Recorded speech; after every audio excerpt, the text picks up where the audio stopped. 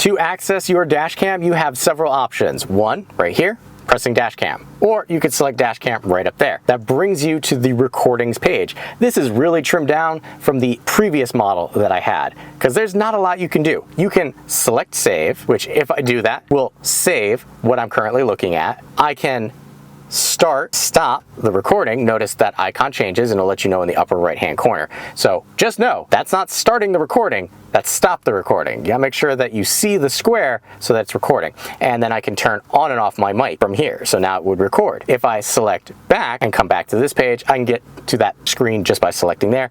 If I come to gallery, it's gonna give me a warning. Hey, I'm not gonna be recording while you do this. And then it's gonna show you all of the things that it saved. So if I come in, select this one, it's going to show me an image right here of what it recorded, as well as a location. And here you can actually see a green line letting me know, hey, this is how far the recording is good for. I can delete this recording from here. I can scrub through the recording if I wanted to, and then the recording is saved to the GPS itself, but also gets uploaded to Garmin's cloud. You no longer need to have a separate device on your computer to suck these out to view. As long as you've got a smartphone, you can view them. I'm going to select back, and then if I scroll down, these particular ones were triggered by an incident, and the incident was really me hitting the GPS by accident. If I come down, we have unsaved footage. It's going to let you know, here is all the footage that is unsaved, what time it was, how long the recording is, what date it was taken. So right here, this is my current filming location,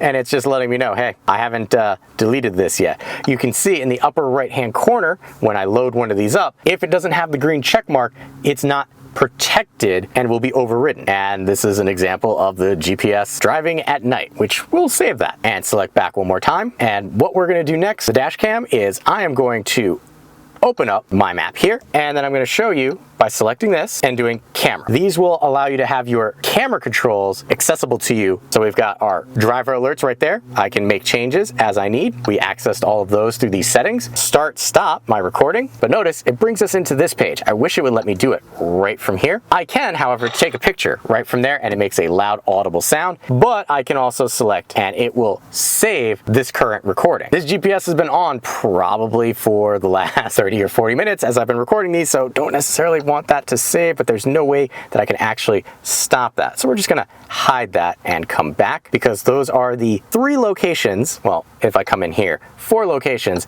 that you can access your Dashcam. Now, I mentioned that there were some differences between this Dashcam and the previous one that I had. The one I had prior had a little circle with a cross mark in the middle, which made it easier for you to know, hey, this is where the center is. I don't have that. I kind of miss that. I also miss having the ability to click a button on the top of the GPS to actuate a recording. Can't do that here.